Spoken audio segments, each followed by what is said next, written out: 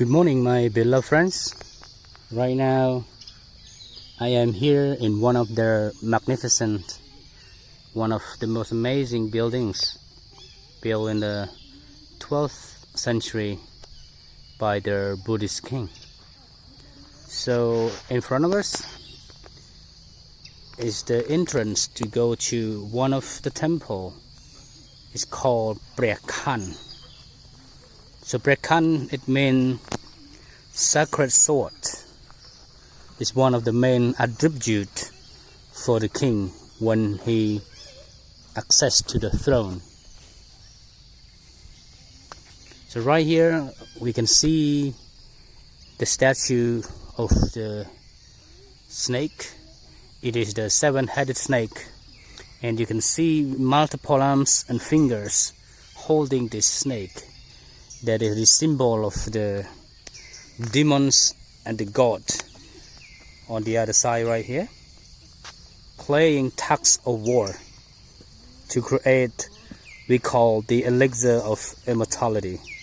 So which means the entrance is formed or flanked by this statue.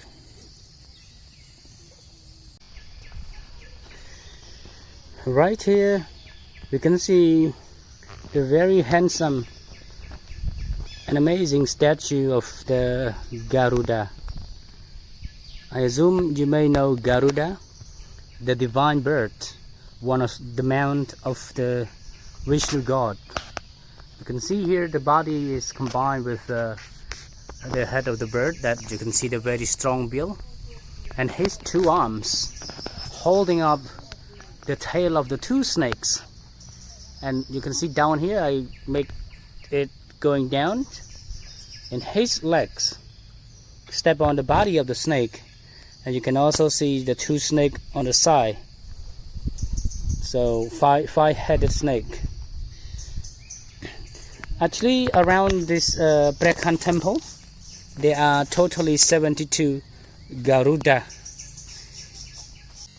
and the meaning, they are protecting the temple, so as they protecting this little city that established last time by the Buddhist king Jayavarman VII. We going through the gate. As I mentioned, this is the northern entrance. So as the temple has 4 entrances, which is one facing each cardinal direction: north, south, east, and west. Around here, the pediments that were falling last time were placed nicely, and you can see it formed some of the beautiful carvings of the devotees. And the main carving here, probably chiseled off during the iconoclastic, perhaps the Buddha was chiseled off from here.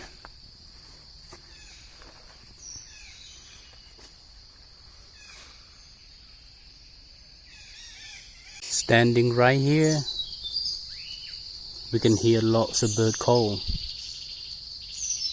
because this temple still covered by numbers of trees, vegetations, and bushes.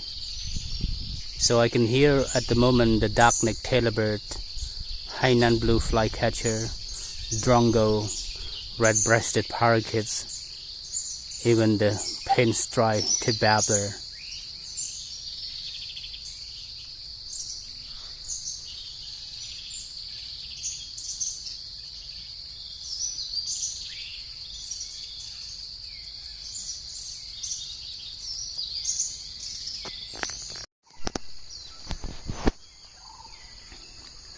Now we arrive at one of the northern entrance into the main temple building.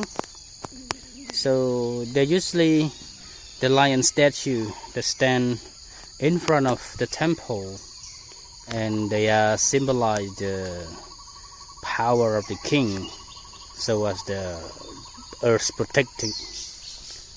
Behind the lion statue again we have the Garuda and the snake together. So everything here that you can see, it built from sandstone. I'm going toward the main temple right now.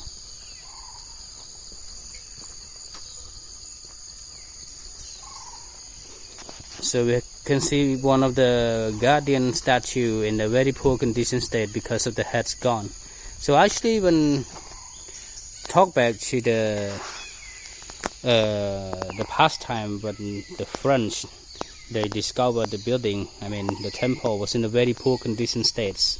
So you can see so many pieces of sandstones that laid down on the ground, so that when they were falling from the temple complex, such as the wall, the roof, gallery, etc.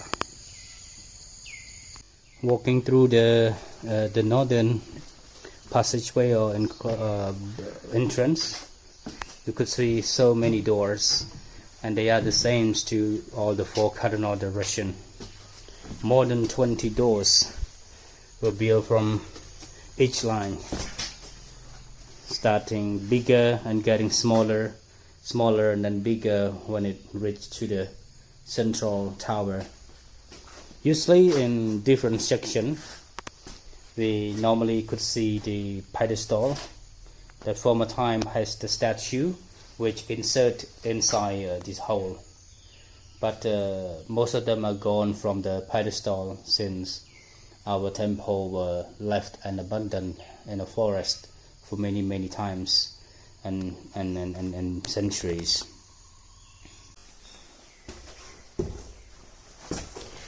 This little door here leads us to another entrance of the east, and it's very interesting that the carvings on one of the pediment here depicted Lord Vishnu,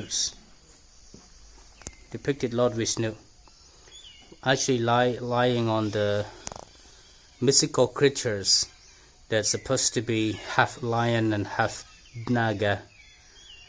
But originally Vishnu has his mount called Sesa or Vasuki or Ananta. That's the name of the snake. Very interesting. We can see the building around this area, which is look like a very big platform, like a big terrace with a high foundation. It starts from the ground level right there. I think the Apsara Pavilion is right in the front here. And one of the most amazing part of this temple is the double-story building right here. It's very interesting with the round pillars, and also up there designed with many windows. Beautiful, which we cannot see many of this in most of the Khmer architectures. Look at the small figures around here on the wall, showing the very pretty carving of the female divinity.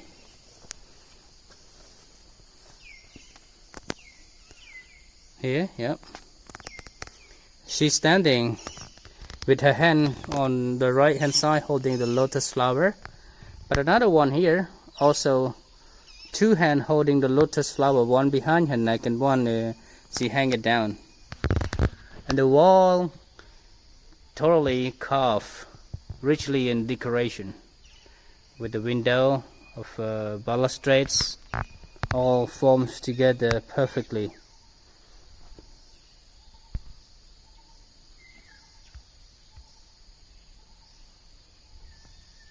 Right at this point, you can see one of the big trees that grow on the wall right here is called spung, or the nudiflora in scientific name, and it actually grow on the main wall of the main entrance into the building.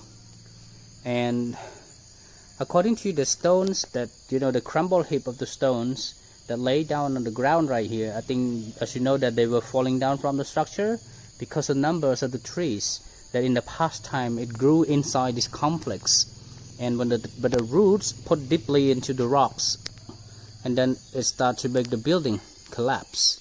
But during the French colonial time, when they start to make some restoration, during the French restoration time, they did partly restore by moving and collecting all of the sandstone that block any part of the walkway or causeway and put down somewhere for the later restoration.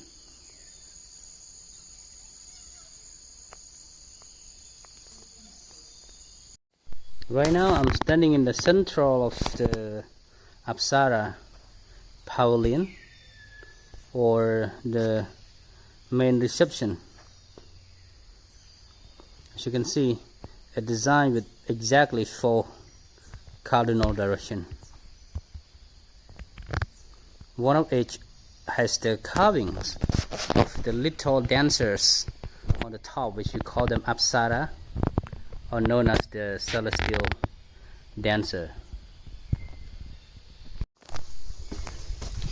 Right now I'm walking into the central tower. So from here, through many doors, you can see the shape of the stupas right in the center where the light come through. Yep.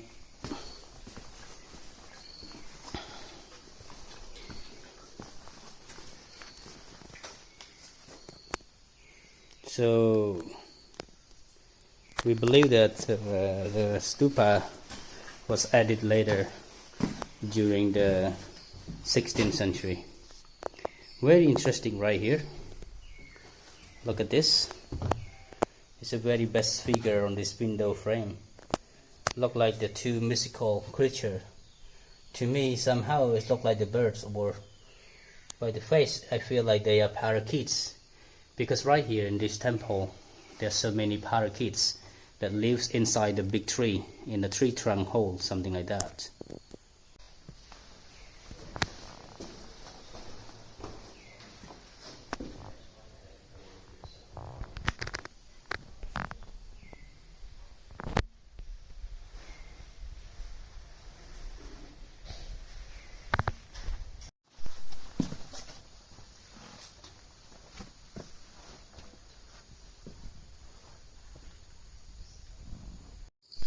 After walking out from the main east entrance, we arrived here to see this beautiful single building right here.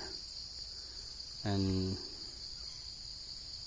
this place, you can call it the rest house or the public guest house in the past, that belonged long time ago in the Kingdom of Cambodia, connecting this capital to many other different parts around the country at the times, which means people can travel and then rest in this area.